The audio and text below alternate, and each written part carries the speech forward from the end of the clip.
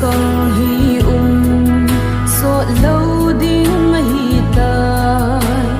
gam thim na to na ding zong phat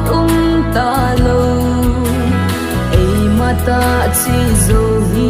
zong leo hen gil pe be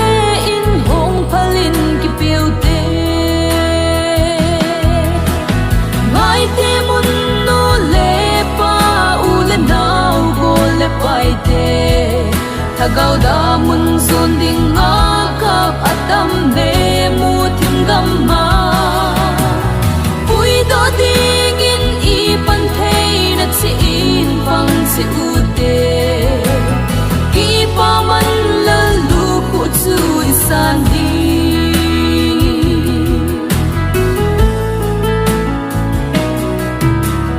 thagau thi ding ho u hin ding ai cha in thagau hu do ding ai zin kap min a pe ngui nang le ke mo pu na hi lo hang nung tin ki si lo na tin ki piu te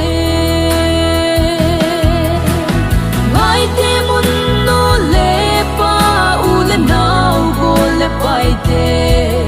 thagau da mun zon ding a kap atam be mu thim gam ma pui do ding in I pan thei na chi in pang chi u te ki pa man la lu khu chu I san di